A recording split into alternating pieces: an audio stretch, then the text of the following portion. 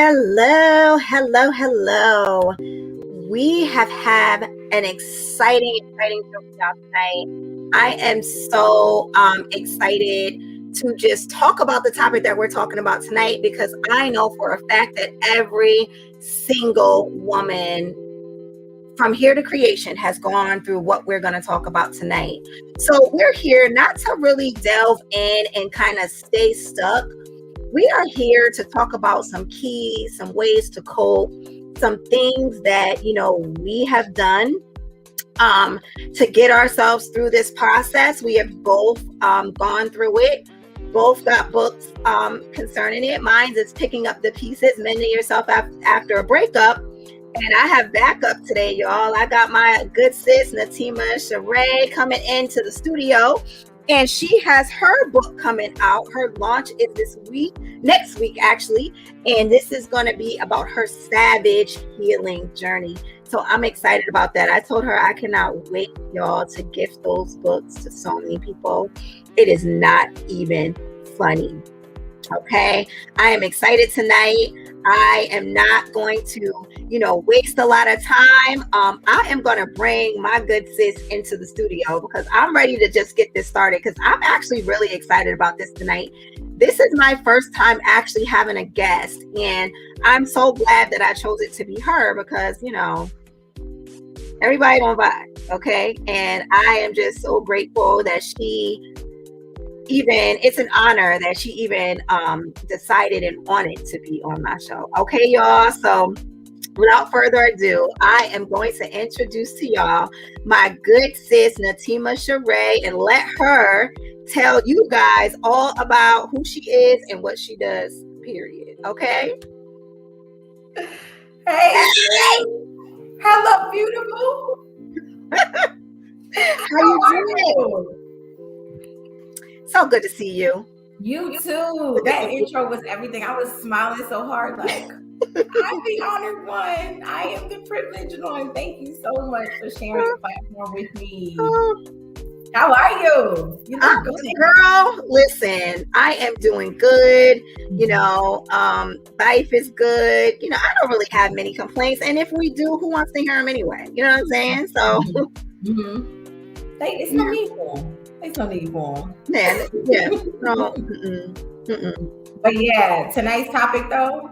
Yeah, listen, we're going to get into it, okay? But I want you to introduce yourself. I want you to tell the people who you are, because everybody know who I am. I'm Tanisha Levine, holistic life coach, relationship advocate, metaphysician, femininity, reigniter, all of that. So, you guys know who I am. If you are in the Facebook chat, please say your name so we can know who you are, unless you're going to swap yourself over to YouTube, okay? Because otherwise it just says Facebook user, and then we don't even know who we're talking to. And we like to connect with our people, okay? Because somebody said I'm here for all the dopeness, and I'm like, oh my God, who's this? Who's this? But all right, come on, Natima, tell the people who you are.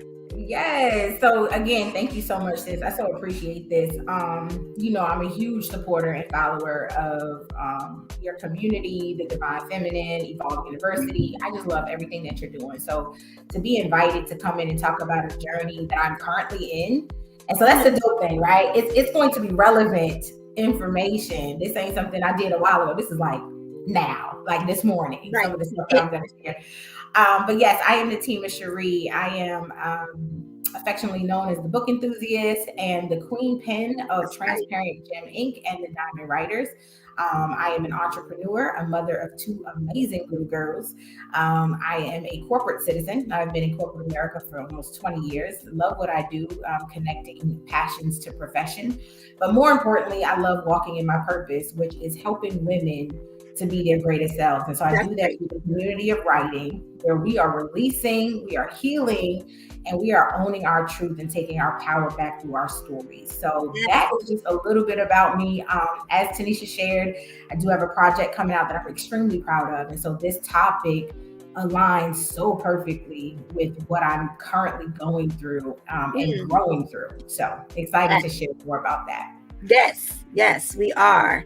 So how are we gonna kick this off? Because we've been so ready since like last night. We could have probably Listen. did a show from our phone call last night. Right. It's like Why we always got a pregame, right? yeah, Our like pregame be all the gems come out in the the phone call. pregame be the truth, yes. Yes. So yeah, just where do you want to kick this off? How we want to kick this? Like sis, it's so much here. It's so much here. I think we should start at the top, what you Okay. outlined at the very top. Yeah. Yeah. All right. So, ladies, we've come up with some steps. I actually have a book called Picking Up the Pieces, Mending Yourself After a Breakup. When I went through my breakup, I had some really big, huge processes that I had to go through to get me to where I am today. Like a lot of people are like, oh my God, you're so strong. You're so this. That's because that came from a process. I didn't wake up one day and it was just like, oh, it's over. Because, contrary to popular belief, people say that time heals all wounds, but time does not heal all wounds. That's a myth. You have to actively work at healing wounds. You got to put the salve on it. You got to use the antiseptic. You got to clean it off. You got to do all your due diligence. You can't keep reopening the wound once it's starting to heal. There's a whole bunch here. Okay. So I went through some processes. So the first process that I realized that I went through with my breakup was like, since I was devastated. When I say devastated, nobody understands that the level of devastation that I felt, just things that you used to do together. Now you do it by yourself. Things that you don't even recognize who you are without the person, and not in a codependent way, but just in a way that they were a part of your everyday daily life. And then boom, now they're not. And what are you supposed to do with that time and space where it feels like nothing but hurt and heartache and heartbreak? Right. Like, I literally one day wrote in my journal, and I said that I felt like an elephant was sitting on my chest. Like I felt like I literally woke up and an elephant was sitting on my chest. And I wrote in my journal, I said, this must be what lovesick feels like. When somebody is like literally lovesick, like your body doesn't want to move. You don't want to get out of bed. Your body hurts. Your bones hurt. You stand up. You want to sit right back down. You just want to get back into bed, put the covers over your head, and just let me just sleep this through and wake up 6 months later. Right. And everything's okay. Right. And it just doesn't work like that. No. But like you said, I think the hardest part. So first of all, my breakup felt like a divorce, right? We had spent over a year becoming one. And now you're telling me I have to get used to being without this person. And it really taught me the difference between someone who's special to me and someone who was significant to me, right? Someone who's special, it's like, you're cool. I like you a lot. I don't want to see you go. But if you went, you know what I mean? Someone who had true significance in your life, there is no easy detachment. There is no easy separation. And I had to literally assess what was my attachment style. Like how was I attached? Was it emotional? Was it just physical? Because sometimes we don't even know what area to start, you know what I'm saying, detaching. Like were you emotionally attached? Were you spiritual, or were you all of the above? Because that, like you said, that's when that process comes in. Because if someone's only physically attached, you'll get over the person. You know what I'm saying? You'll get over that person. But when it's emotional and it's mental and it's spiritual and it's energetic, there's so many layers and there's so much more. It's so much more. And then like you said, like what part are you actually attached at? Is it a mental part? Is it a children? Is it financial? Like if somebody was a financial big part of your life and now they're gone, then what? And if somebody was an emotional big part, like somebody that you leaned upon, and now they're gone, like who the heck am I supposed to lean on now? Who do I lean on now? Me? Right. I'm broken. I can't lean on me if I'm broken. Right, exactly. That piece is gonna shatter. Everything's about to fall apart. This whole house of cards about to fall. And I think what was crazy for me is my ex was my best friend. So I didn't just lose a lover, a mate, a partner, I lost my bestie. Right. And I remember weeks after the breakup, months after the breakup, good things would happen to me with the writing community, or good things would happen to me as an entrepreneur or at work or as a mom. And I would rush to my phone to text him, to call him. And I'm like, oh, we not together. He not going to answer this. He not going to answer my call. And he had got other friends I could tell, but it wasn't going to be It wasn't the same. It's not the same. It's not the same. And it's not the same because again, that was your life partner. So your success is their success. Your happiness is their happiness. Mm-hmm. So they're always going to be there, to listen to that. And I know for me, I felt like, when my husband and I separated, he was like my rock. He was like my everything. He was my best friend. We laughed together. We joked together. We know the same sayings to movies and still use them to this day. And we only know what we're talking about for different situations. And I mean, I was truly, truly, truly devastated to the point where I actually, for at least 6 good months, was like, oh, this isn't real. Mm-hmm. Every day it was like, he'll be back. He'll be back. Yeah, this isn't real. Until one day I woke up, girl, and he was in another relationship, and I was, ma'am. I tell you, I was sick, ma'am. Sick too. I could have went in that bathroom and threw up. Okay, I was like, oh my God, who in the world could, girl? Thinking about it now is traumatizing me because I remember the feeling like I was gut punched, you know what I mean? And I cried for days straight. I remember talking to my brother and I called him and I was like, and he was like, you gotta calm down. You can't even get the words out. And I was like, I finally said he's in a relationship. He's like, so not like why you crying, but more like, so what were you looking for? Right. Like, and that was actually what caused me to be like, I didn't even believe this was over. Wow. And now this is causing me to believe that this is over. Like now I'm being hit again with the same thing because I was, I guess, delusional. Mm-hmm. Like some of us get, That part. And what's crazy is, like you, I had to, and here's the thing, when you have mutual friends on Facebook and on social media, people don't mean to be, you know what I mean? But I got the DM like, wasn't y'all just supposed to get married a year ago? And now he's in a whole nother relationship. What happened? And I'm like, so having to hear from someone so detached from what we were building, tell me that he's moved on. It's like you said, it was, I don't know if anyone can relate watching or listening. When you cry so hard, you cover your own mouth. Right. Because you can't handle the sound of your own devastating cry. That's how hard I cried. Now, I had already cried 7 months ago when the relationship ended, accepting that it was over. But there's something about hearing that this person, because it's almost as if you're telling yourself, I now have to watch the man I love someone else. Mm-hmm. And so that creates a wound of its own. That creates a pain of its own. Mm-hmm. And so again, like you talked about, the devastation of that. Mm-hmm. I think it's important to understand why you're devastated, right? Yes. What part is hurting so much? Mm-hmm. Because I believe there are other men out there just as dope, just as fine, just as awesome as he is. Absolutely. You know what I'm saying? I believe that I will draw one of those toward me. But what is it that makes me so devastated about this person? And about what we had? Is it what we had? You know what I'm saying? Like, what is it that made me that attached? I know for me, what I had to really realize was that it shattered an illusion that I had in my mind. Like in my mind, we were supposed to be this, and this is what it was supposed to look like. And this is what it was supposed to end up like, only for it to not be that at all. Right. So the shattering of your own illusion causes a bunch of hurt. It causes a bunch of anger. It causes a bunch of hindsight. Like, well, what could I have done to keep my illusion intact?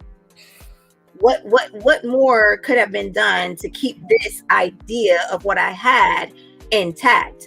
Right. And I know for me, that was just a very big part. Like, I was like, oh my God, I had a vision of what this was supposed to be. And Mm-hmm. now it is not. So we got to jump into some keys on how Please. we can get over this phase. Like, Yeah. what are some things that, us as women can do to get ourselves over this particular hump? Yeah. You know what The I mean? first thing, like you said, I think is acknowledging that it's over. Stop telling yourself we're going to reconcile, or he's going to come back, or this is just temporary, or he just Yes. needs to, time away from me. He needs space. No, sweetie, accept that it's over.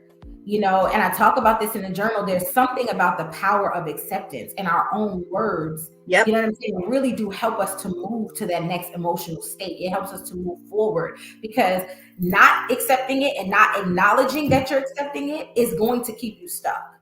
Yes. And so you might that day feel like, oh, I know the relationship's over, but 2 days from now, you're going to put yourself back in the same mindset, because you're going to remember his shoes used to be by the door, or his mom's voice used to. You got to accept that it's over. And that's literally the first thing I did was, this is over. And I said, girl, that was a doozy for me. Like, what you said, like coming in the house and not seeing the flip-flops, coming in the house and not seeing the clothes in the closet, coming in the house and seeing the bed, either unmade or not made on their side, made up on their side, or just seeing the emptiness of the things that used to be there. Like, I know for me, like my husband had these things that he had, like there was always almond milk in the house. There was always certain things. And then to not have those things there was always a constant reminder of the fact that it was over. That part. And I was like, ooh.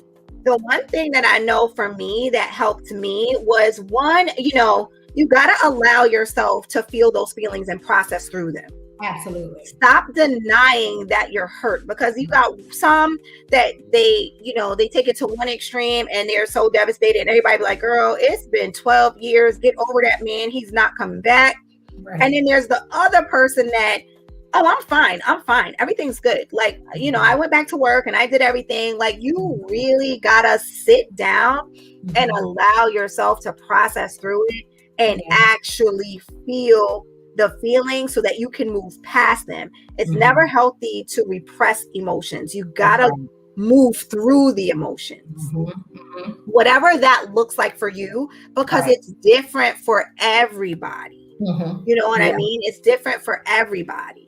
Yeah. So that was one of the things that helped me, like just actually moving through the feelings and then realizing, like, okay, I woke up today and I feel a little better. Yes, exactly. Even if it's just a little bit.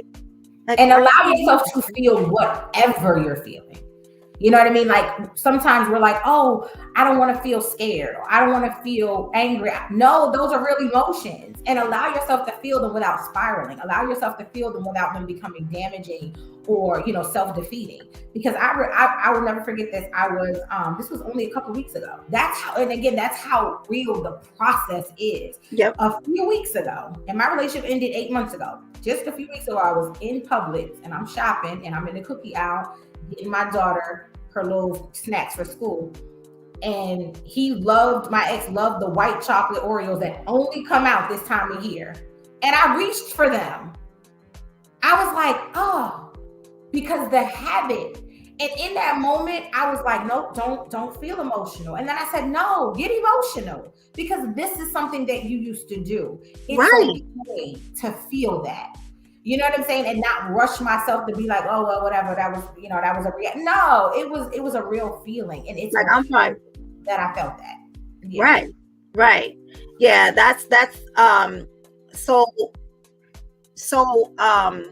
pressing to do. Like, it's something that you cannot deny that you need to go through those processes, whatever they are. Like, they're just going to be so different for everybody. It's not a cookie cutter advice thing, because everybody's different. Everybody has their different processes, their different upbringing. But what I will say is let him go. Yeah. The most feminine thing that you could ever do in a situation is when somebody desires to leave or the relationship has run its course, to let it go. Do not keep trying to force the issue. Don't keep trying to reconcile. Don't keep trying to go back. And definitely don't keep rehashing it. That is one of the biggest issues, is that we rehash so much. I work in a salon or like a spa, and what'll happen is somebody will come in, right? And you'll be like, hey, what happened with you with such and such? You like, girl, oh my God, let me tell you. Then the next person that you're close to, girl, I was hearing it. And you like, girl, let me tell you. By the time it gets to the end of the day, you have repeated this story 15 and a half times. That part. And all you keep doing is reopening your own wounds by continuing to talk about it all day, every day, with friends. Now, you can have a core group of people that you are transparent with about your true feelings and what you really feel, what you really desire. But there's some people in the grocery store, girl, how everything going? Girl, it's been a time. You know, me and such broke up now, because now you want them to say, girl, for real, what happened? Just so you can tell the story again. Exactly. Like, let it go. Let it go. One of the things I said, like my phrase around that, sis, is break up with the breakup. Like, let the breakup go, because you'll get stuck on the breakup. Like, first you were stuck on the relationship, and now you're stuck on the breakup. You want to keep talking about it. You want to romanticize the relationship. And even for me, my advice is don't even talk about it with friends yet, especially while you're still raw and vulnerable, because of that very reason you'll keep talking about it, but there's nothing happening. If you need to release it, talk to a therapist, because at least the therapist is going to take what you share, and it's going to be something constructive that she gives back to you. Your girlfriends, no, and no shade, we got some dope friends, but they're not going to be able to give me nothing back that'll help me to heal. Only thing they can do is listen. So that means it's going out, but there's nothing coming in. So now that I've created a void by talking about it, what am I feeling? And so what will happen is your heart continues to bleed because you're still injured, and it fills the hole right back up. And so now the same things. You know what I'm saying? And it's not like we're filtering it. We're not filtering that out. We're just, I want to talk about it again. Talk to your therapist about it, a trained, practitioner, a licensed professional. Let that be the person, because they'll take what hurts and they'll say, okay, have you considered doing this? Try doing that. And that way you're filling the void with action. You're filling the void with something that's actually going to heal you. And fill the hole and make you whole again. So I had to stop even talking about it with people. It, like you said, it kept reopening the wound. It's like when we get physically injured, right? And we want to take our stitches out too soon because we don't like the way they feel. They get itchy. Or, you know what I'm saying? And so you removing them, and now your wound is reopened, and now you're at risk for infection. You're at risk for staph. You're at risk for all of these things because you didn't leave it alone. You kept revisiting. You kept picking at it. Stop picking at it. Stop picking at it. Okay. And then another thing, that we said we're going to talk about is not actually repressing the hurt, not pushing the hurt down and acting like the hurt isn't there and that it doesn't exist. It doesn't matter whose fault it was for why the relationship broke up or why the relationship came to its demise. But you cannot continue to repress things and think that they will not show up for you later. Right. The more you push things down, it's like you try to you know how this used to be the scariest thing for me growing up was that Pop Goes a Weasel. Oh yes. You would be like, do, and that's how you are in life. You like, and now next you know, all your hurt, all your anger, all your frustration is being released on somebody that doesn't even deserve it because you did not take the time to process it. Exactly. So you cannot. I'm fine. Right. I'm fine. I'm good. No, everything's good. I'm fine. Everything's fine. And I'm gonna be all right because I'm strong. And I'm independent. And I got my stuff together because I still have my job and I still have my kids and I still have all of that. And you just keep mowing through life. Now nobody's telling you to stop everything and like wallow away, But what we are saying is just to process through everything. Make sure you have a coach, life coach, therapist, psychiatrist, because you might be the one keying cars and talking to people, okay? That might be you. We acting like we talking to all normal people. But sometimes there are people that actually cannot let go. Exactly. And they do things like key cars, breaking houses, pour bleach on clothes. Fighting the new dude. Fighting the new dude or the new girl. Like, yeah. Yeah. Being petty with kids, So, these are things that's going to only prolong your healing process. Exactly. It's not going to take you farther. Exactly. The next one was forgiveness. Oh, girl, you just cussed. You just cussed at the people, honey. Folks don't like that word. They don't. They don't like forgiveness. Don't give them the F word. Don't you dare curse at them. Don't you dare, the F or the A word. Girl, accountability. Girl. Thank you. Listen. Because forgiveness, you gotta, no matter what happened in the relationship, no one person was at fault. That part. Even if there was something that you did or allowed, it still played a part for both of you guys. So you got to forgive them, and then you got to turn around and forgive yourself. That's right. You know what I'm saying? So like, I know for me, I had to realize that I was docile. I was allowing a lot of things to go on. I didn't have proper boundaries. I was just oh, well, I'm not sure, and that actually created a monster in my life. And when the relationship broke up, yes, I could blame him for every single thing that had happened. But when I really looked closely and dissected it, I was like, none of this could have gotten this far if it wasn't for you. So now who's really to blame here? Yeah. And then I had to really go sick on me. Like, girl, it was you. Nobody can go as far as only what you let them. Right. I could have shut things down a very long time ago, and it was me, my insecurities, my issues, my things that caused me not to. So I can't let you take the blame for every single thing that happened, because had I not been here, you would have never been able to do it. Right. Wow. So, I literally had to forgive myself because I was angry. Once I took that accountability for myself and decided to forgive, I had to really forgive myself because I was angry with myself for a very long time. Same.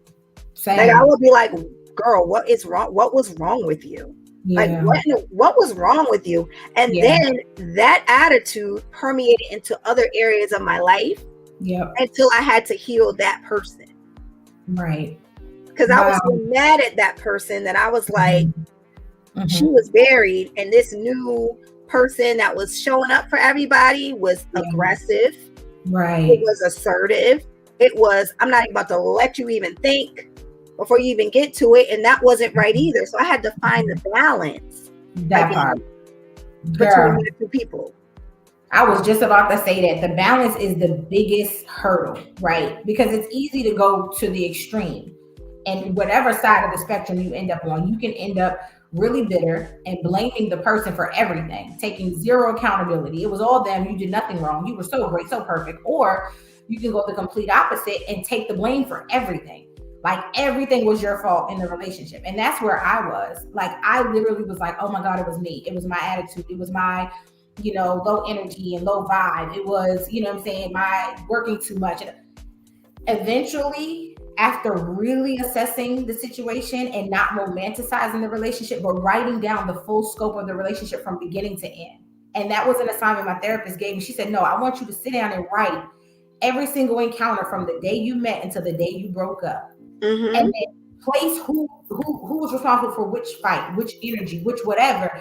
And it really did create the balance. Like, no, we both played a part here. Yes. And so it takes some of the pressure off of me and liberated me in areas that I was weighing myself down, and then held a mirror up to my face in the areas that I wasn't looking at.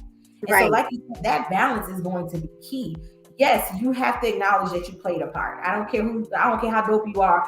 J-Lo can't keep a man. Halle can't keep. So clearly, no matter how perfect you think you are, how fine you are, sis, you're bringing some issues to the relationship. And Yes, so you are. look at yourself from a holistic view, all of you, and then All all of of you. the relationship, all of you. And that I'm telling you, that helped take so much burden off of me, because I was beating myself up so much after the breakup. Like, oh, if I was just a little bit more feminine and less masculine, and maybe if I was more understanding and more patient.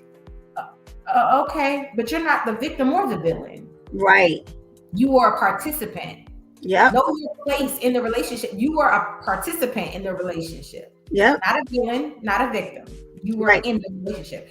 And so that really helped me a lot.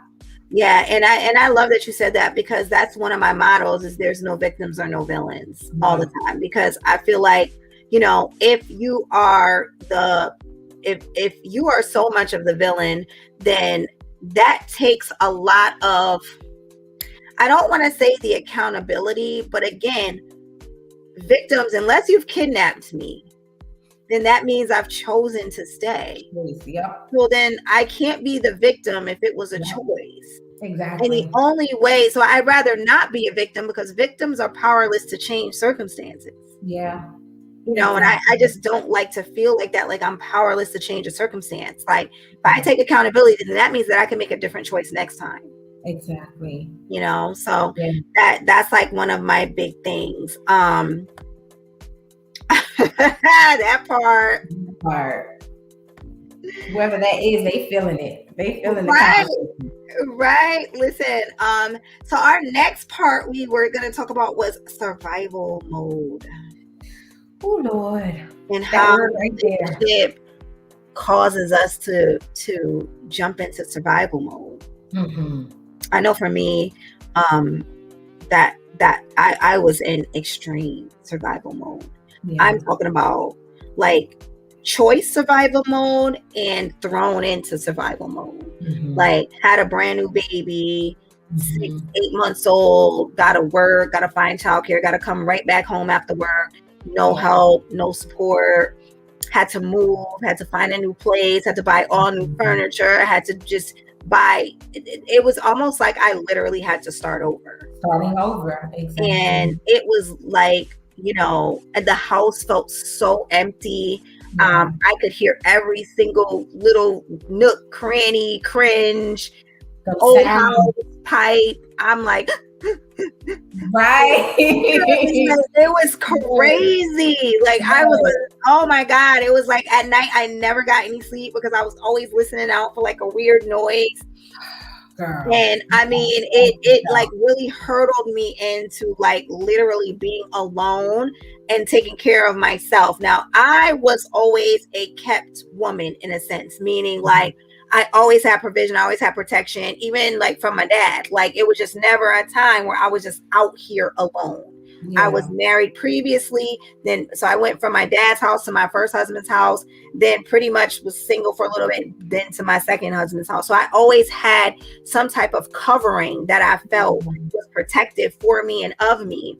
And to just be kind of like thrown out there like that, number one, I was in crazy survival mode. And number two, it was just so discarding. It was like, oh my God, what am I supposed to do? Where am I going? What's next? Mm-hmm. I got no sleep. I worked so hard. I was so stressed out. I lost so much weight. My hair came out and I had to cut it all off. I mean, crazy. Yeah, it's real. No, so the survival mode that you kick in, and it's, for me, I learned two types, right? I was in survival mode in the relationship because I was so used to being in survival mode prior to, so I didn't abandon it to be led to, like you said, for that provision and protection. But then after the relationship, I still had to be the one to take the trash out. Still had to be the one to make sure the doors were locked. I had to make sure there was gas in the car, that there was an oil change. So the things that, you know what I'm saying, that my partner had taken care of, I now was responsible for. So like you said, that survival mode and the instinct is really survival instinct that comes in. Like, okay, I still got to live my life. So like you, I had to move. I had to move out of that home that we shared, get my own home, for my daughters and I, and then rebuild here. And that really did. And sometimes when you step right into that survival instinct, you almost feel like the breakup isn't bothering you, but it's because you're so focused on living, right? You're so fixated on just living and surviving and putting the pieces back together. Exactly. That sometimes the pain of the relationship don't hit you till later. It's almost like when you get into a car accident. We were both recently in car accidents, right? When the impact happened, you don't feel nothing. I felt nothing. But once I started physical therapy, I was like, what the hell? Why everything hurt now? Listen. That's exactly how that transition from breakup into survival mode happens. You don't feel any of the pain because you're literally just going into, I gotta live, I gotta provide, I gotta do all these things. So like you said, just making life work. You know what I'm saying? Making life happen after the breakup. Yeah. Yes. And you gotta, in that part, you have to be careful. I think, honestly, Natima, that is the state of a lot of women. Because what I was going to say is you have to be careful. You said it, though, not to allow that survival mode to translate into your next one. Because when that survival mode kicks in like that, it's no joke. And next thing you know, you get into every relationship like, well, I could do it because I've done it, and I could take care of myself because I've been taking care of myself, and I've been doing this without anybody, and I haven't had any help, and I've been doing just fine. And you bring that attitude into the next relationship, and then it hurts that one. Exactly. So you got to make sure that before you embark on another relationship, that you're not still in the active energy of survival instinct, of survival mode. Yep. And you have to look at again, that's when we're going to talk about that later, about the self-awareness. Yes. You have to look at the situation you're in and what version of you does it call for.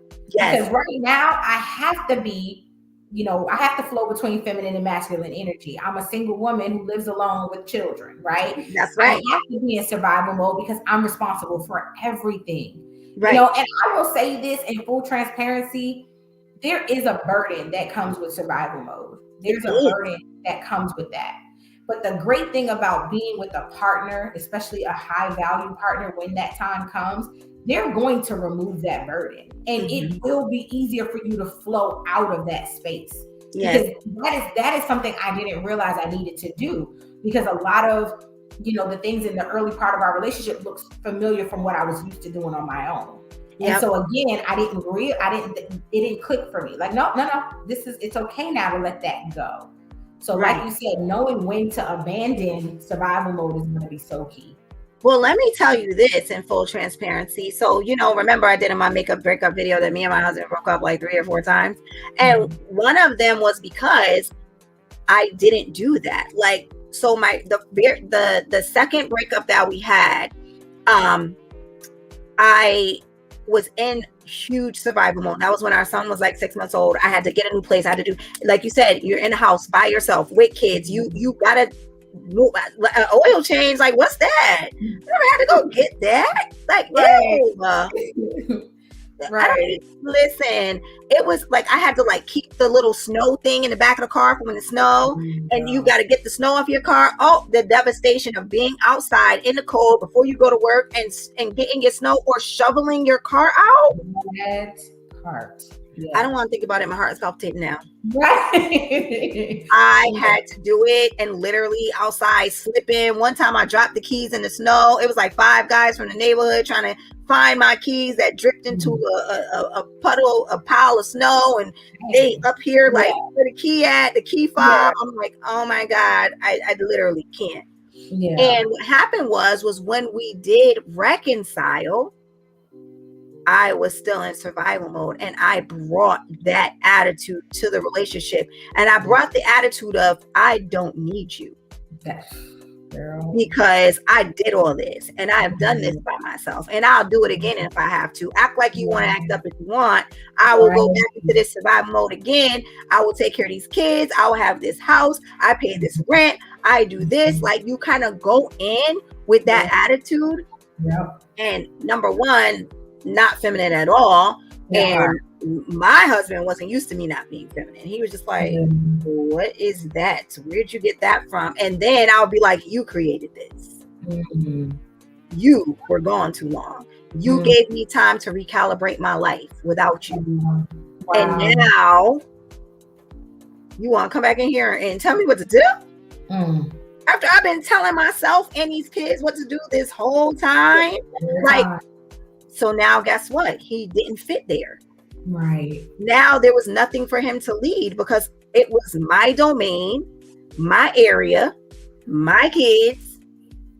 Even the one that was his, I considered mine because where you been? Right. Right. When I had that attitude in the relationship, now when he like, I can't do this, I'm like, ah! So dramatic. I'm like, yo, what I said, thank you, dedicate. You're like, nah, this ain't the same this time. I'm leaving because of you. Right. But you know what's not safe, sis, is when our survival mode causes us to that fine line between survival and pride. Ooh. Right? We can literally dance on that line. Yep. Between survival and pride. And that's when it's hard to let the survival mode go because you've built this armor of pride around yourself. Like, oh, I've done all of this on my own. You know, we hear it all the time. I'm an independent woman. INDP. Turn that shit off. Excuse my mouth. I don't know the profanity level on this show. No. It's fine. Because we need to. Because the real issue is you've gone from being independent to being prideful. And that's a masculine trait. Like you said, that's that competitiveness and that I don't need nobody. You got to let that go. Because listen, we all gonna get sick one day. We all gonna need somebody one day. And so you have to let that go. You have to let that stuff go. And that was my issue. My pride it took root. And so eventually survival mode was what I labeled it, but pride was what manifested. That's what was showing up. Ooh, and listen, I mean, we like the Bible, but pride go before the fall. Come on, and I bumped my head so hard. Listen, fell right off that building, okay? Because I know for me, when I was wilding like that, and it kind of knocked me back to reality. And he was like, yo, what are you doing? And I was just like, you're right. That pride, I never even thought of it as pride. But you almost like, you take it on like a coat. Like, listen, I did this. I did that. I got this. I did this without you. And now the very thing that you need to keep somebody around, which is vulnerability, you don't have anymore. You don't have it. You've given it away. And here's the thing. And again, I want to bring this in because I'm about a holistic view, right? A holistic standpoint. That is literally society's objective. That is literally society's goal, is to make the man obsolete. Make women so proud of their independence that they no longer need the black man. Okay. Yes. And we fall right into it every time. That it's like, Natima, it is literally by design. And that's why it gets on my nerves when I'm always like, sometimes I'll be having to hop off of social media because I be like seeing what the masses, you know what I'm saying? Like the masses of women are saying. And it's bothersome because it's a very small percentage that still feel like the man is needed. Yeah. And we're not even talking about his money or what he provides as far as financially. We are talking about the energetic essence that the masculine brings to the feminine dynamic. And there are things that like now I don't have a problem being vulnerable with my husband because I'd be like, listen, I need you. So listen, there are many things that I cannot do without you. And I don't even want to try, and it's such a different spirit than the one that I had 6 years ago when I was just like, on a high horse. Right. And then when he left me, I was cheap again. Like the first time I hadn't done anything. The second time I did something to cause it. Right. I'm so hurt by the breakup. Now when he come back, I'm so strong. I get broken up with again. Good job. Like, and strength has become the weakness. Yes. Strength has now become the weakness because you are strong to a fault to the point where you're pushing the person away that is there to help. You know what I mean?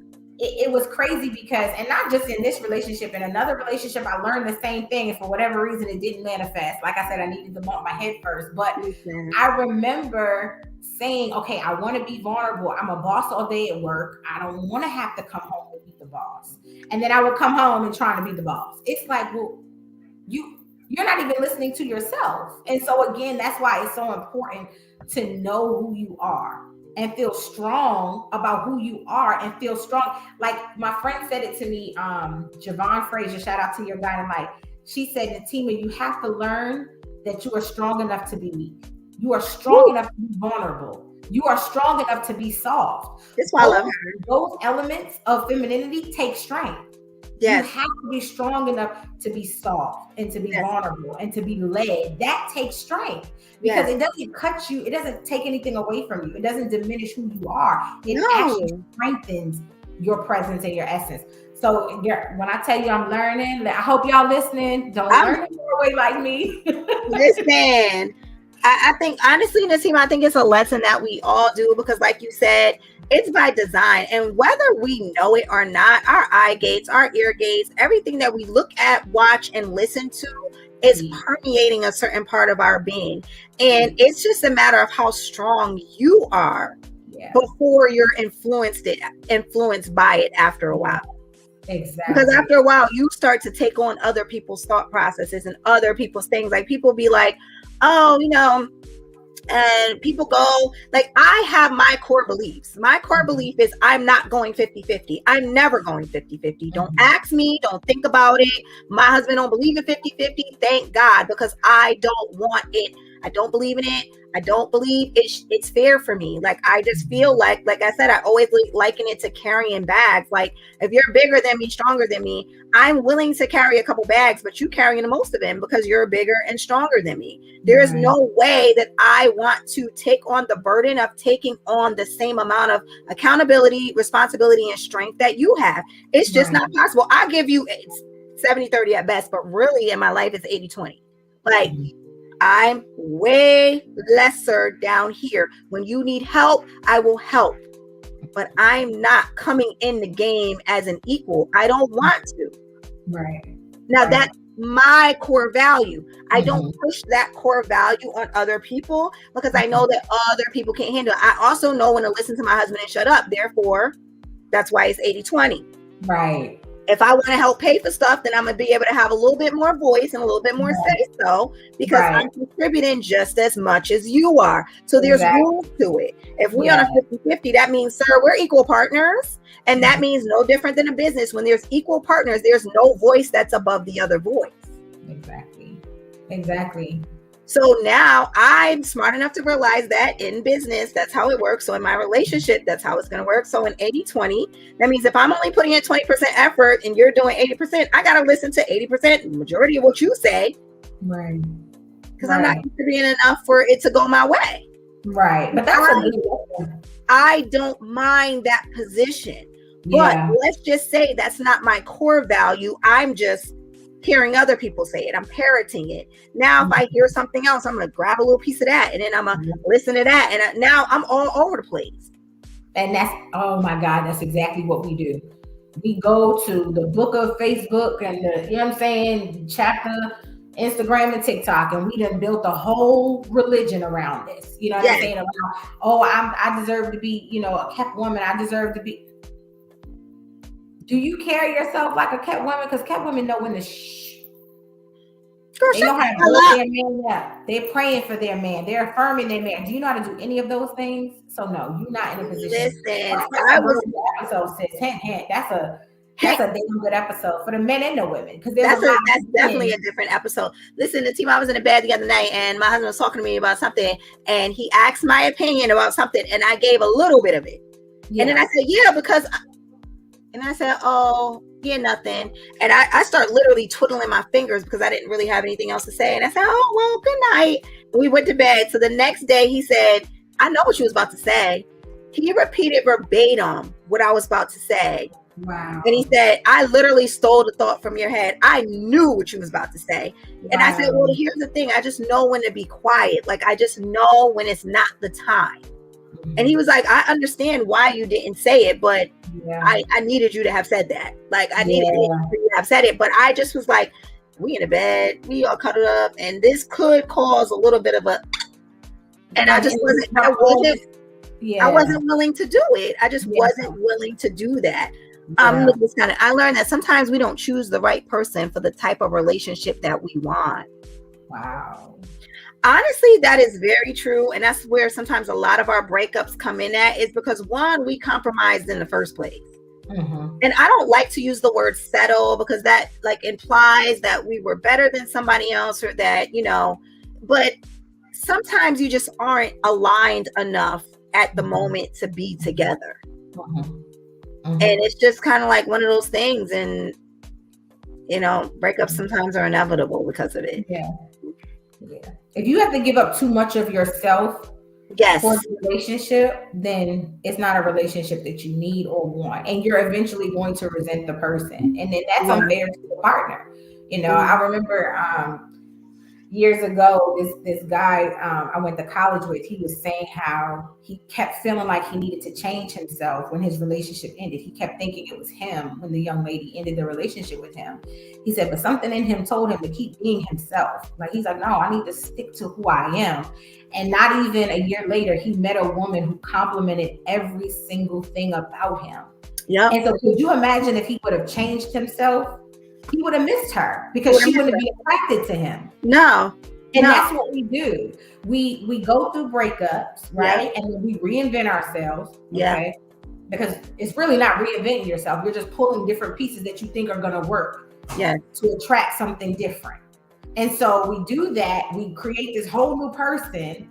And then we attract someone who's going to put us right back in the same position, because we're not ourselves. We have to, and that's why healing and working on you is so important. Getting back to who you are is so important. Natima, that segues so beautifully into our next point, because the next one was pretty much like just picking yourself back up.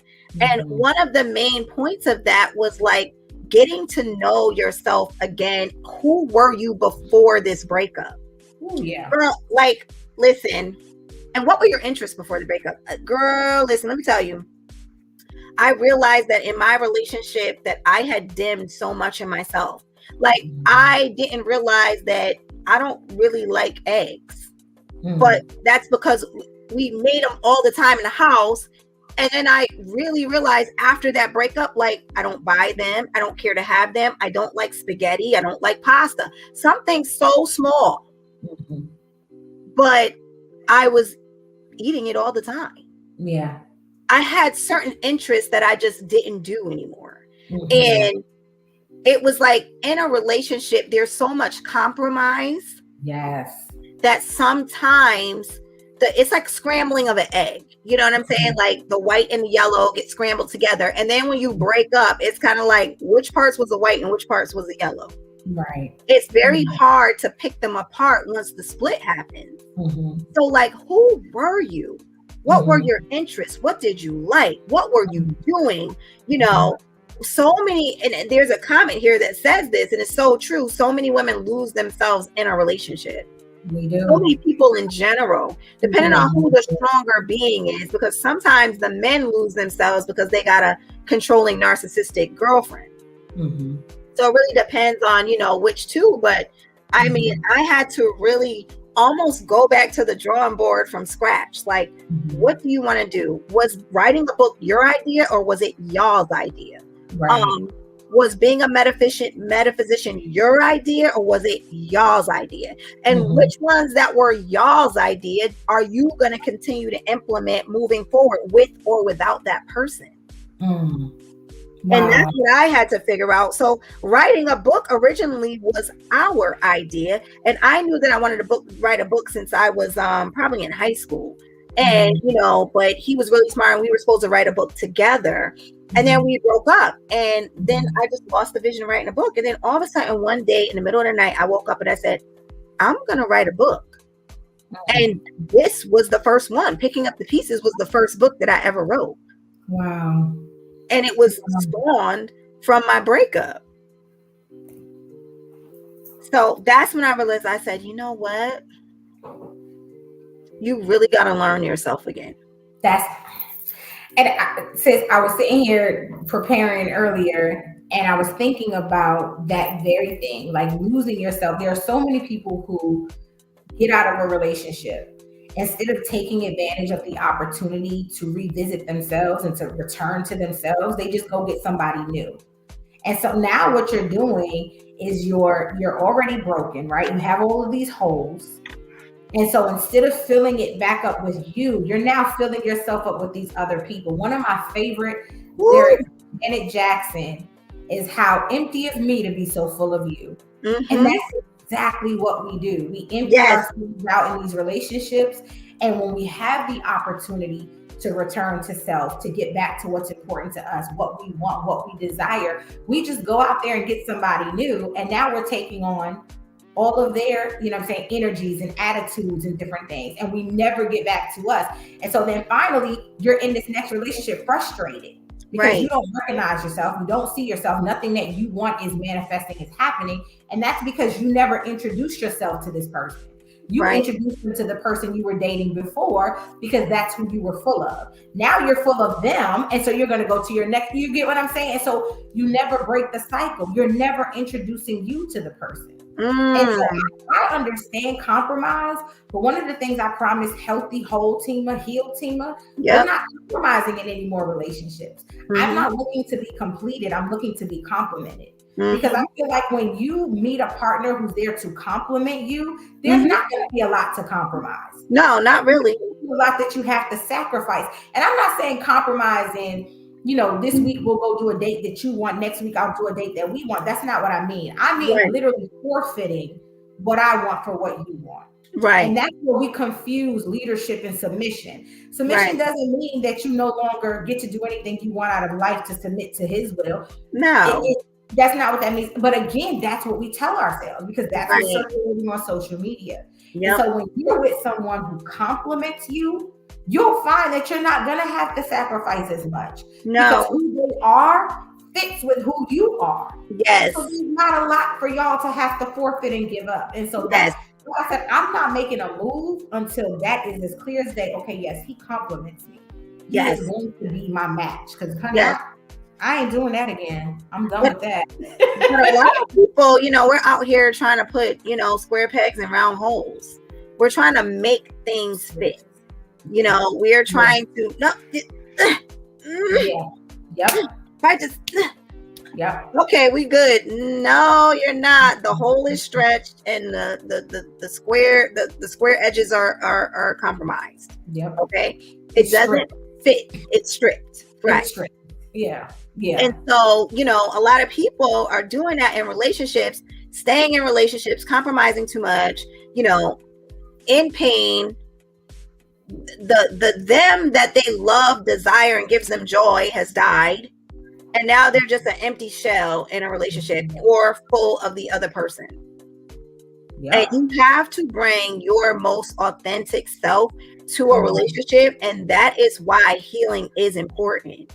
Because again, if you're bringing your traumas, your hurts, because here's the thing, Natima, and this is the reality of it. Most people don't heal before they get into another relationship. They're hoping that another person is going to help to heal those hurts. So they jump into another relationship and then they have that stupid quote that I can't stand that says, everybody comes with baggage. Find you somebody that love you enough to help you unpack. Shut up. Girl, if that ain't the most ignorant. First of all, I don't want nobody helping me unpack my luggage. Don't touch my underwear. Don't touch my lingerie. Don't touch my toothbrush. Don't touch the vibrator. Don't touch nothing. Okay? Because that's my bag. Right. I don't want you coming in from the trip and unpacking my suitcase unless you're dumping it all in the dirty clothes so that it could get washed. But I don't need you unpacking and telling me where to put stuff back. Right. Exactly. So I don't know why people come up with these quotes and think that they make sense. No, they don't. Who in their right mind is having somebody else unpack them unless it's the maid? Right. Right. Nobody's doing it. So that's how some of us treat our partners anyway. So That part. Like, I'm not. So no, you don't want somebody to help you unpack. It is your job. It is your responsibility. It is your call to unpack your own bags and show up with an empty bag. Yep. So I just think that a lot of people are showing up in relationships still hurt, still traumatized, and they're bringing these hurts and traumas to every new relationship, and we're continuing the cycle of traumatizing others. Yep. The hurt people cycle. Hurt people. And then here's the hit. You feel justified by hurting somebody else because you've been hurt. Sis, they not ready for the real tonight. Don't do that. Don't go there. Now they talking about, I know, listen, you had to get me on fire. But no, listen, now that's the first thing here. Well, I mean, I've been hurt, so no. You got to get yourself fully healed. Talk to somebody, journal, meditate, pray, find a spiritual practice, do something. But don't just expect it to happen for you, because it's not. Right. But each step that you introduced tonight says literally one cannot happen without the other. Each is the prerequisite. Until you take accountability for what you did wrong, you will move forward thinking, oh, I wasn't the issue. And so you'll move into another relationship with your narrative. You'll act like you did nothing wrong in that last relationship. Not only are you coming to the relationship with wounds that you can't even recognize. What's the movie where the dude was shot and didn't even realize that he had been shot because of his adrenaline? Just because you're not as devastated as the other person doesn't mean you didn't get wounded too, but your adrenaline has also lied to you and masked your pain. Yes. So now when your adrenaline starts to wear off, you act like you're not wounded. You're like, oh, I'm not hurt. Yeah, I'm fine. So you're taking that into the next relationship. You're taking parts of that last person because you didn't take any time to heal. Yes. Right. And so it continues the cycle of brokenness. And then you get to your third and fourth relationship and you're like, I keep picking the wrong people. I keep attracting the wrong people. No, you keep being the wrong person. You're not being yourself. Stop. Yes. Listen, they ain't ready for that one. They're not ready for that one because in their mind it was the other person's fault. It was the other person's fault. So but that leads us to our next. Oh wait, no. Let's talk about this. I wanted to talk about this. I wanted to talk about rebounds, okay? And the reason I wanted to talk about rebounds is because rebounds are not another relationship. And so there's two ways that rebounds can look good or not, right? So a regular rebound, if you think about what a rebound actually is in real life, you bounce the ball, you throw the shot up, nobody gets it, other team gets it. It's a ricochet. It's a bounce back. That's all it is. It's just bouncing back. That's all. So your rebound, I'm not saying don't have one, but your rebound should not be your next relationship. Not your next real one. It needs to be exactly what it's supposed to be, which is you getting your lick back. Yeah. That's it. You back out there, getting your feet wet. You don't gotta go out here and you don't gotta be sleeping with everybody, but a rebound, it's fine to go on a little date here and there, but do not try to make this person, oh, this might gonna be my next boo. No, it's not, because you're not ready. Girl, the people that try to make the rebounds the next relationship, woo, those are the ones that be in the most trouble. Girl. And then here's the thing, you trying to convince all of us that this is the best relationship and yes. And then look, you posting stuff and you sharing stuff, and it looks way too familiar from your last relationship. Like, didn't you say the same thing about your last boyfriend? My whole thing is that same statement. You don't even have new contact. You said the same thing about your last relationship. You posted the same type of picture from your last relationship. So again, no, this is insincere and disingenuous. But let me tell you, it's funny when you sent me the notes about the rebound, where I am in my journey. I think no dating is the healthiest thing for me. This is my personal choice, right? I'm not dating. I'm not entertaining nobody. I have friends, obviously, but everyone knows Don't slide in her DM. Don't shoot your shot. You won't get your feelings hurt because Tina's not dating. So when you said something about the rebound, I thought about what I wanted after I healed. What is it that I'm looking for? And just to reference the same thing, I looked up an alley-oop and what an alley-oop means in basketball. And it's the play where the leaping player catches a pass above the basket and immediately dunks the ball, right? That's the definition. And I said to myself, you know what? That's what I want more than a rebound. I want someone who's going to help me literally get what it is I'm trying to accomplish. Right. This basket, this win, this point is what I want. And so when I position so you're willing to wait for that. Yeah. And I'm willing to wait for it. Yeah. Because I'm positioning myself to get something that's going to be worth winning, that's going to be sustainable. And so, like you said, if you have the rebound and you're doing it for fun, you're doing it to pass time, be careful that they don't become a space filler as the That's rebound. right. That's right. Because that'll inadvertently push away the person who's actually supposed to be your long term. Right. Who's supposed to be your one. Because everyone can read energy. I told my girlfriend, she was like, I'm dating like 5 different guys, but none of them take me seriously. I said, well, sisters know each other. They know that there's others there. No, they don't know about each other. I'm very careful. I said, boo-boo, people read energy. You don't think they recognize the presence of other masculine energy around you, in your space? They know. And so you are literally repelling them by having too many of them. So like Tanisha said, my advice is if you're going to do the rebound thing, cool. Know your boundaries, know, you know what I'm saying, what you desire, but make sure they don't become a permanent fixture and a space filler. Because they will disrupt what's for you. And don't like exactly. Like you got to know your boundaries. And you know, if it's a spring back or a bounce back from an impact, then all you're trying to do is literally kind of go out and have fun and be around masculine energy. But in your mind, you're kind of like, I know this like really isn't it. Like this isn't my person. I know for me, I didn't date for 3 years. Like that was, everybody thought that was crazy. I didn't date for 3 years and I did not have any other relations with any other man for over 3 years.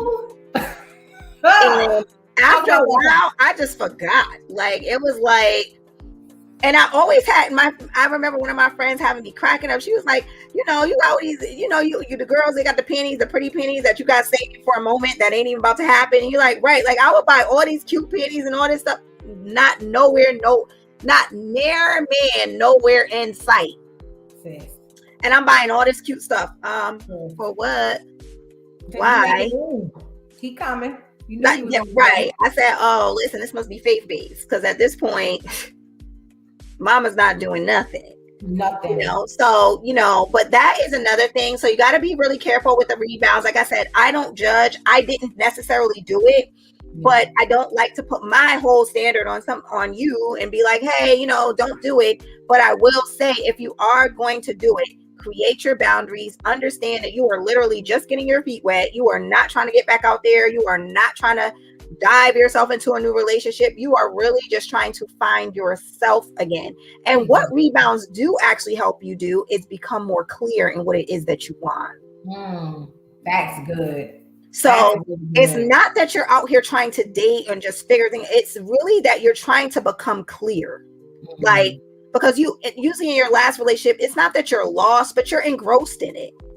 And so when you get back out, you're like, it's almost like going to the cancer. I like that. I don't like that. I like that. I don't like that. And now your mind can create the perfect man for you in your mind that you would be able to attract. Like, okay, I like a more cultured man. Okay, this guy kind of got a little swag, a little hood to him. I can't marry him, but kind of like hanging out with him. So you get to kind of like cocktail what it is that you prefer and what you don't.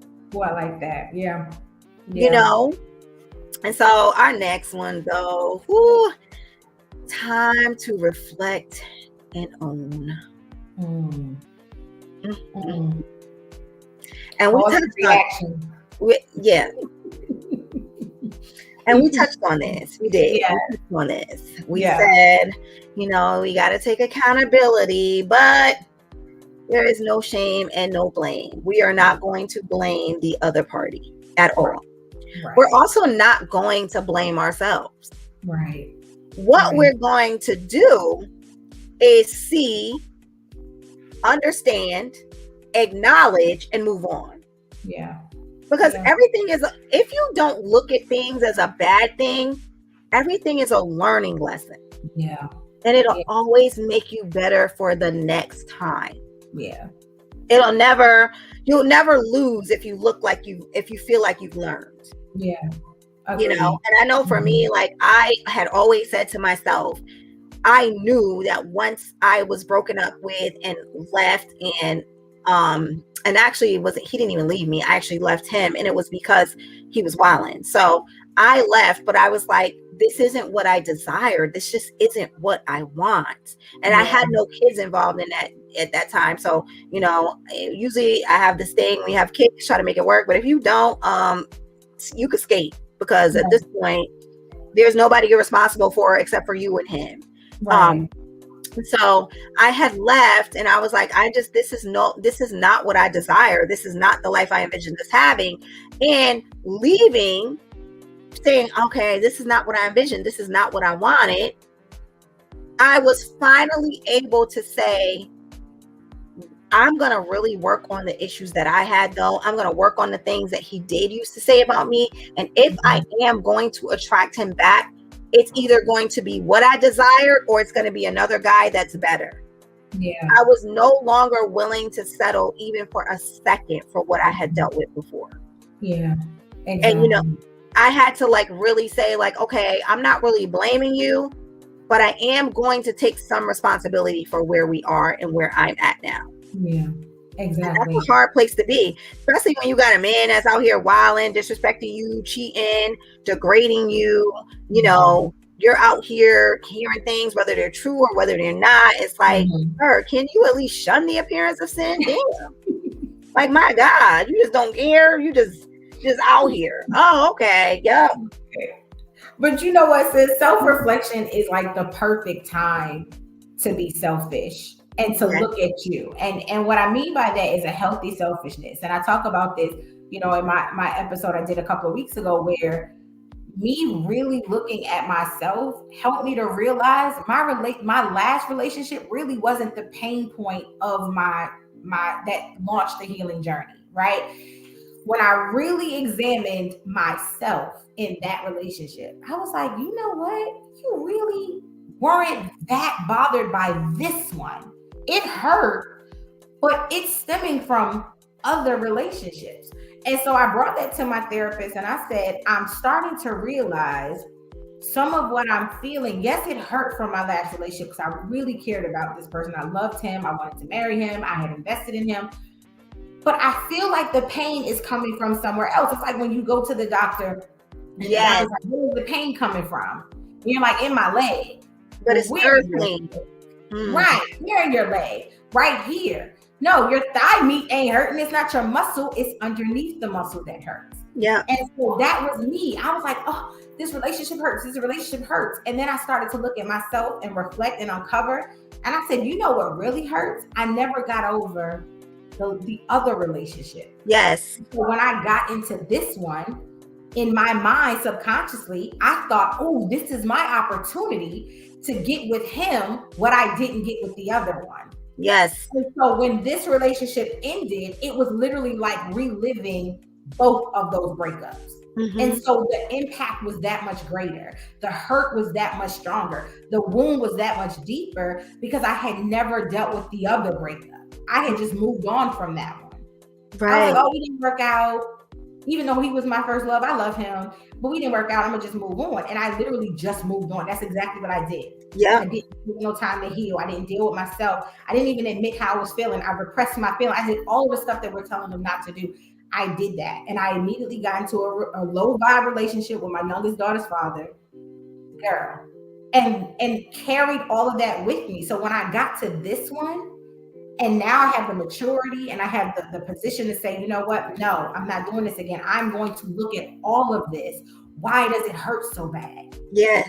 Why is this one in particular hurting as bad as it did? At first, I thought it was all the money I invested. I thought it was, because he was so handsome. And all of those things are true, but it was so much deeper, sis. Yeah. It was literally me feeling the pain of that relationship that I never dealt with. Wow. And so when I say it blew my mind, like hearing these things coming out of my mouth to my therapist, it was like revelation, like you said, because I was reflecting. I was like, something else is hurting. It can't It's just not be just good. that, right? And it was that entire relationship that I had never let go of him. And the crazy thing is, sis, they got the exact same initials. Girl, never got over him. So when I met my last boyfriend, he was like my opportunity to create the life that I never got to go. So, girl, when the breakup happened, it was like a double whammy. It was like boom, like boom. you was dealing with both of them at the same time. Shots to the head, boom, boom. And I was like, why do I feel like I'm dying? And it's because I was literally like, girl, holding on to both of them. But you know what, Natima, sad to say, I did the same thing. And I know that I did the same thing because I was telling, who was I talking to? I don't even remember. Probably my sister or somebody. And I was saying that my first marriage, who I loved so much, and he was like my best friend. And when he had that affair with my best friend, and we tried to make it work. Now, first of all, when I heard about it, my response was even weird. It was more like, well, it is what it is. And my mother was like, what you mean it is what it is? No, it ain't. You better say how you really feel, girl. And I always had that problem with saying exactly how I really felt. And once it happened, like, he knew I was hurt. I was definitely hurt. And then, but when we broke up, which was like a year later after the affair, because I tried to work it out. But when we finally did break up, girl, I was so numb. It was like, I did exactly that, repress my feelings. It was over. I don't even remember crying. I don't remember feeling sad. I remember kind of just taking it on the chin, like, whoa. Yes. And it was kind of like, all right, we're done. Then I met my husband now. And you're right. When we broke up, the devastation to me was so crazy. And like you said, you're dealing with more than one because you never dealt with the last one. So now, oh, girl, you know how when you go to the doctor and you break something and it never really gets fixed, and then they got to re-break it to fix it again?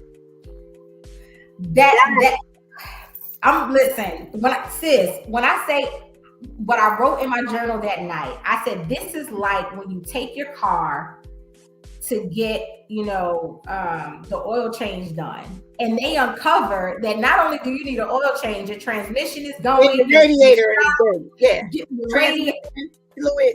But you never dealt with any of those other issues. You just thinking it's just that is how I felt. But I will tell you, sis, it was so liberating because it took some of the pressure off my last relationship.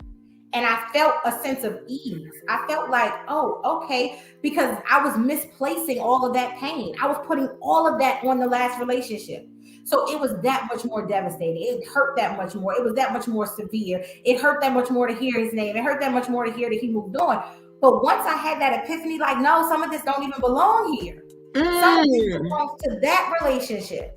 So now I'm able to work through the two of them. And sis, I'm telling you, the feeling of liberation and freedom. And it's like, oh, wow, this is a lot lighter because now I know where it belongs.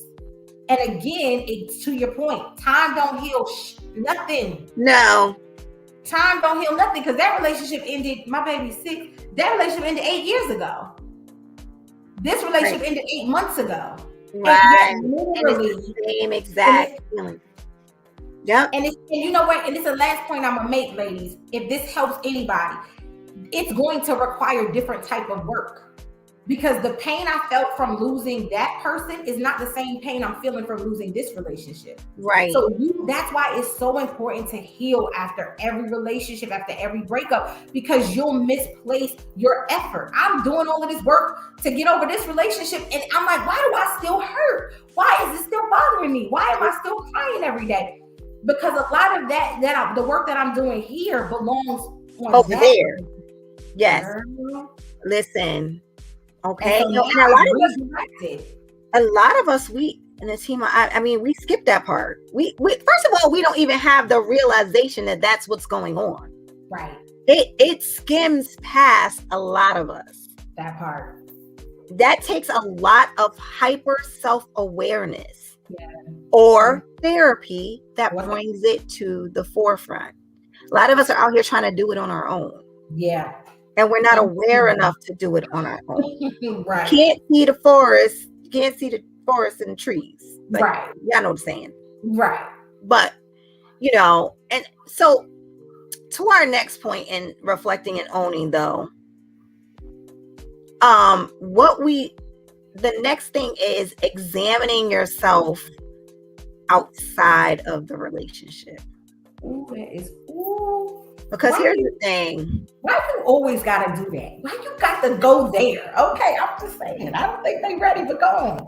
Because, you know, here's the reality of it, you know, Tima, is that we, in our relationships, for whatever reason, that mirror that is shown up to us, we don't want to see. Mm-hmm. And a lot of times, whatever was in our relationship that could have caused its demise,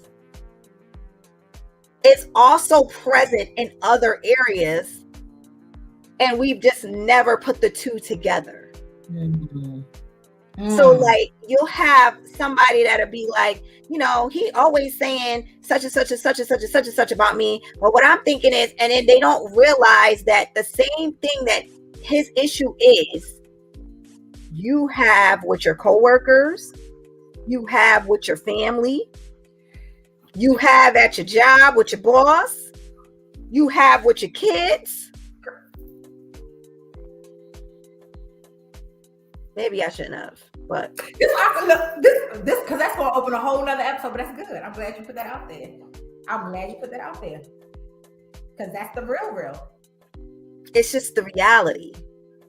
We don't like to have, or we don't. I'm not even gonna say like to have. We just don't have the self-awareness. I feel like as a woman, you should be super hyper self-aware, and the reason why, though, is because if you don't have the awareness of your own tendencies, you will always deny them. You will always negate them, and you will never be able to change them. Because again, remember, accountability and responsibility is actually a masculine trait that we have to adopt on. It doesn't come natural to us. Right. Natural to us is pointing. Mm-hmm. You. If it wasn't because of this, I wouldn't have done that, because we're natural responders. Mm-hmm. Mm-hmm. We're natural reactors. So in our mind, well, it was them. If they hadn't have said it like that, then I wouldn't have popped back like that. And if they hadn't have done this, then I wouldn't have had to do this. And if you hadn't have done that, then I wouldn't have spazzed like that. And in reality, you are accountable and responsible for your own actions at all times, and being aware of them.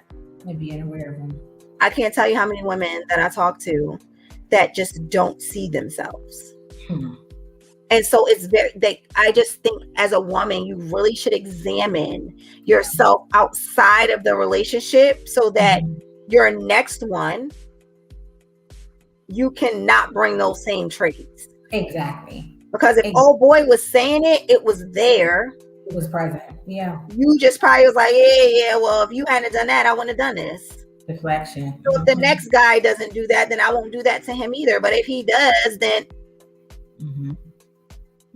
we have to stop deflecting, and we have to become aware of who we are, what our tendencies are, what our triggers are, and understand that our trauma responses are our responsibility. That part. They're nobody else's but ours. Nobody's but ours. Yeah. Yeah. I understand we want people to understand our trauma, but our trauma responses are our responsibility. And we can't keep putting that off on others to coddle. Right. You know? And like you said, it's okay to have those traumas and acknowledge them, but no different when you visit the ER, they put you in triage first. They are trying to figure out what the issue is. You're not even figuring out what the issue is. You just complain, I'm bleeding. Let's figure out where the blood is coming from. Let's do the work. Let's look, let's examine you. Yes. To figure where the hemorrhaging, where the bleeding is coming from. Yes. And like you said, when you begin to heal those parts of you outside of the relationship, independent of the relationship. It will show up in all the other areas. For those who know me, I have a male best friend and a female best friend, but I have a male best friend, right? I was talking to him the other day and he said something and I was just quiet. And he was like, "You there?" I was like, "Yeah." He was like, "You good?" I was like, "Yeah." He was like, "I'm so used to you always having a snappy comeback or a sarcastic." I said, "Oh no, I don't have anything to say."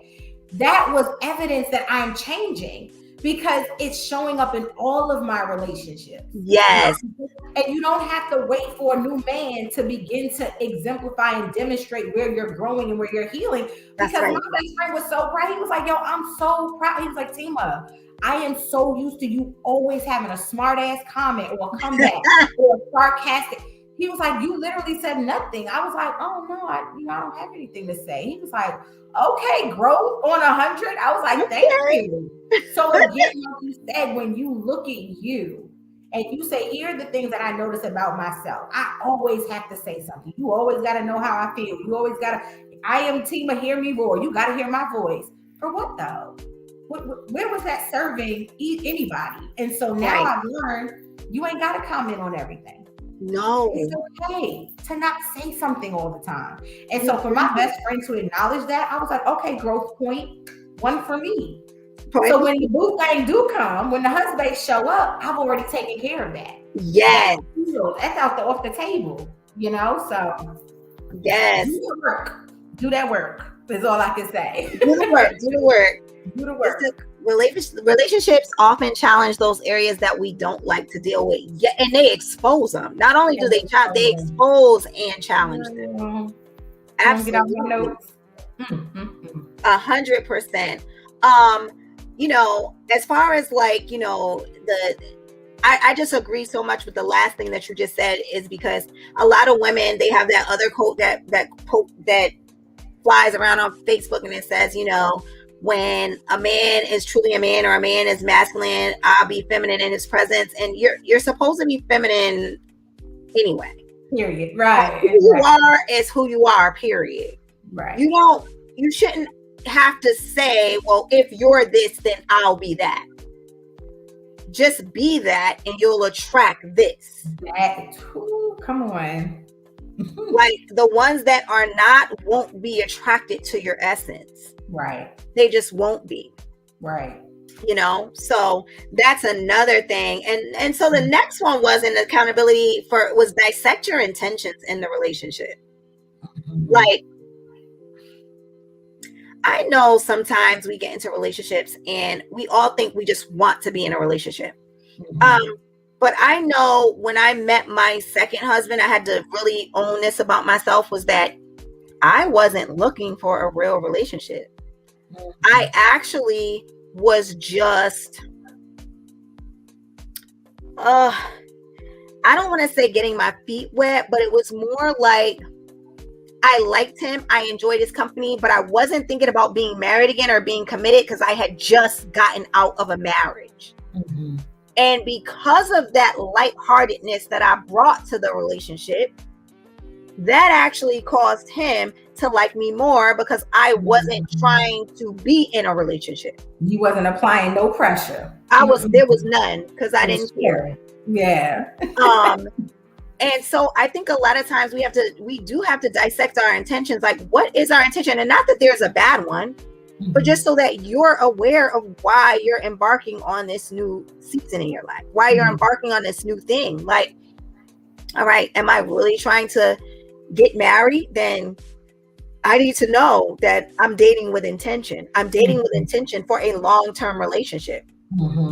Is this my lick back? Is this my bounce back? Is this my rebound? Then I really need to go about it like a rebound. Don't treat it like a real relationship. Right. And don't treat the real relationship like a rebound. And you know what I mean? And just look at the intentions of what you're looking for. Are you looking for just hanging out, or do you want to just be friends? And a lot of women lie about their intentions in relationships. And I don't mean lie intentionally. I just mean like they don't want to be upfront and honest about what it is that they truly desire when they get in a relationship. Right. They say what they think the person wants to hear. Right. And I just really think that you first and foremost have to dissect your intentions, knowing why you're embarking in this relationship, what you're actually looking for, why you're in it. Because 9 times out of 10, it's not just for companionship, it's for something. Dissect that and don't be afraid to let that be known in a sense. Right. Agreed. Don't go into it pretending that it's something that it's not. Don't go into it pretending that it's light when it isn't. Don't go into it acting like you're okay with just sleeping together when you're not. Don't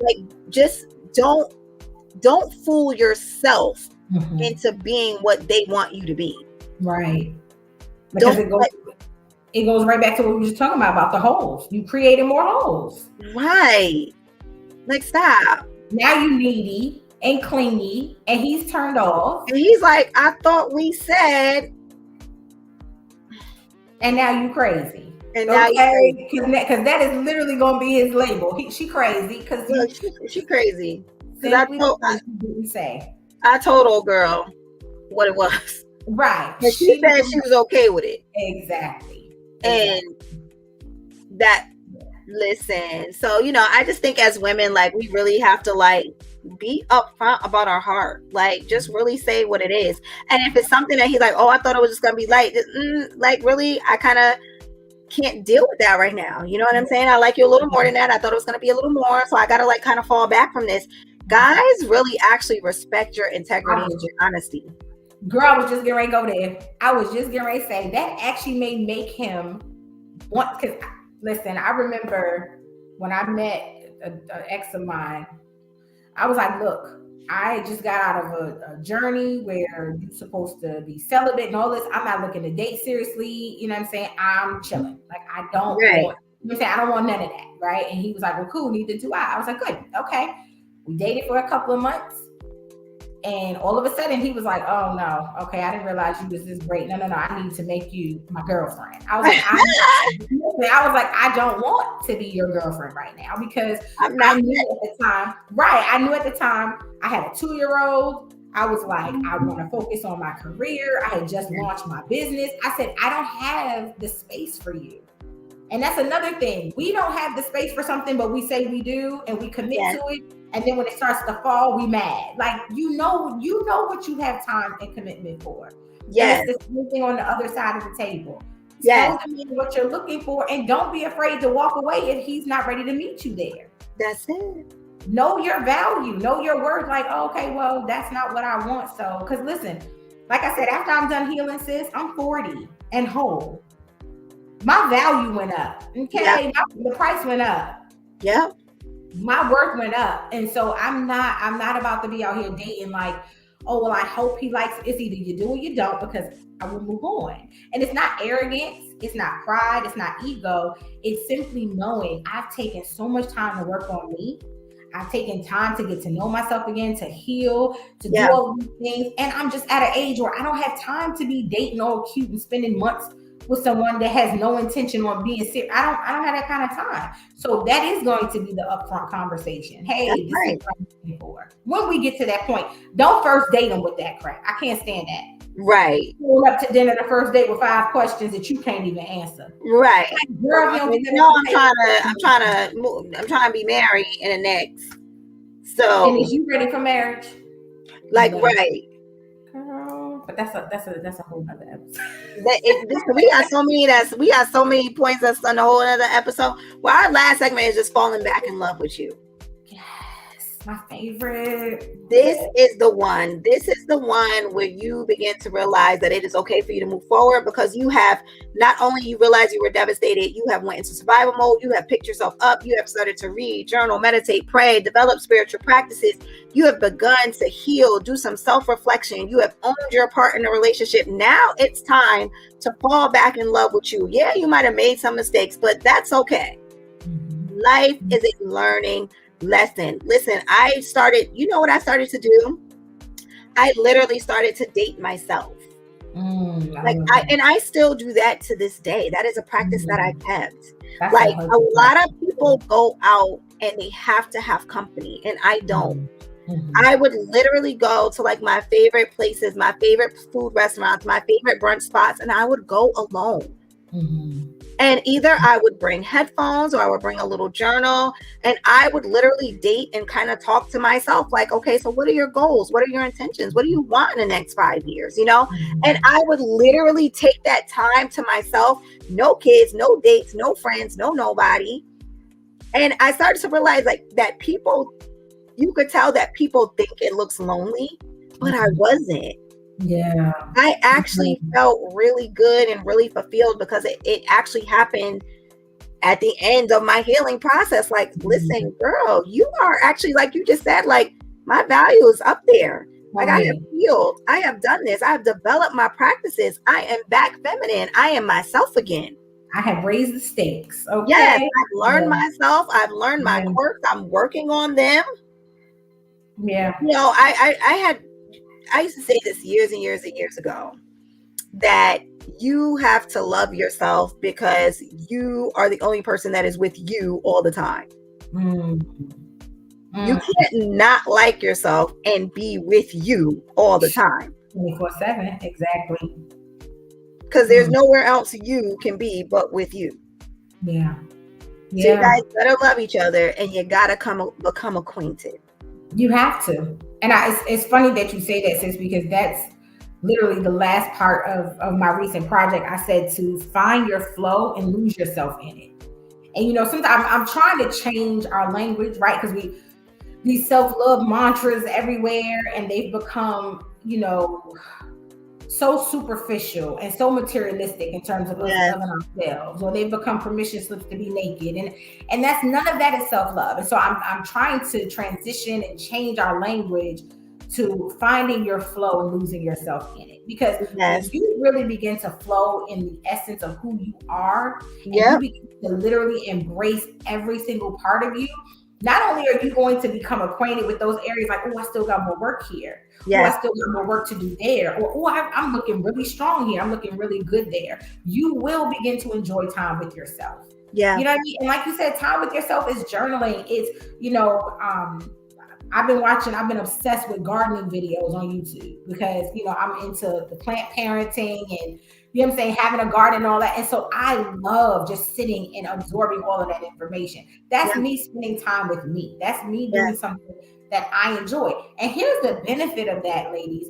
You now have something to talk about when you do meet that dude. When you do come across the one, you actually have something interesting to talk about other than why you broke up from your last relationship. Right. Because nobody want to hear that. Yeah. We will meet the new guy, and then, you know, we'll start talking, and we have nothing to offer because all we've been doing is obsessing over the last relationship. We ain't done no healing. We ain't spent no time with ourselves. We ain't spent no time loving ourselves. You actually cultivate an environment that someone else wants to be a part of, and then you have something to talk about. Yes. I'm like, oh, I'm a plant parent now. I done published a book now. I got so much to offer in conversation. Right. And so it's like when you learn to love yourself and you develop the gifts and you develop your talents, that's loving you. That's literally saying, I love me. Let me raise my value. Let me improve who I am versus let me focus on everything else that has nothing to do with me, which we haven't had been doing. But again, that's another episode. All of this is additional episodes. I know, it's all like little bullet points, outline A1A. Exactly. Listen, I just realized, you know, for me, that nobody is going to love you past the barometer that you love yourself.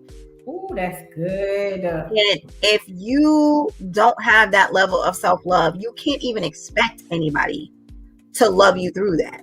At all. And a lot of times we expect other people to love us through a level that we haven't even reached for ourselves. How do you expect him to treat you like this and to put you on this pedestal and do this when you haven't put yourself there? And I don't mean in a cocky way. I just mean knowing who you are and the work that you have implemented on yourself. Yeah. Yeah. When you know who you are, you don't have those weird insecurities. You don't have those weird quirks where it's kind of like, you're like, oh, I don't know what he's doing. I don't know what he's up to. Listen, I have always told my husband this ever since we got back together a couple years ago. I said, listen, the most feminine space a woman can have if she knows her worth and if she's worth her weight in salt is you never argue your position and who you are to a man. Mm-hmm. You never try to prove that. Wow. Either he sees it or he doesn't. Yeah. And if he wants to move and act as such, the most feminine thing you could do is remove yourself from the space. That's it. That's all. So love yourself enough. You got to be almost madly in love with you for other people to love you. Because when you're madly in love with you, you know what you're doing? You are happy, you're joyous, you're smiling, you're motivating, you are encouraging, you are loving, you are friendly. When you don't like yourself, you are insecure, you are gossipy, you are talking about everybody, you're bringing up everybody's situations. That is not attractive behavior. It's repelling behavior. Mm-hmm. Exactly. So when you love yourself, you adopt the traits that cause other people to love you. Mm-hmm. Yep. And you emanate those on a daily. Mm-hmm. That's energetic flow for real. For sure. Yep. That's so good. That was our last point for the night. That's good. We're not going to keep y'all because we know y'all got kids and food and dinner and husbands and boyfriends to get to. Or just the bed, because that's where I'm going. I was going to say, I'm about to hit this bed so hard, honey. Listen. So when I tell you how hard I'm going to jump in this bed and put the covers over my head. Look, wake me up in the morning. But we just want to thank you guys so much for joining us. All the people that were in the comments, thank you so much for your support. All of you guys who are going to watch the replay, because I know I have a lot of you guys that watch the replay after, just comment on the YouTube, comment on the Facebook, let us know your thoughts. Let us know, if you resonate with it. And, until next time, thank you guys so much for joining us. And don't forget, Savage Healing Journey next week. Yes, the 13th. Thank you. 13th. Yes, the 13th. In the building. Getting our pre-sale copies. Okay. Yes, that part. All right, guys. Thank you so much. Love y'all. Bye.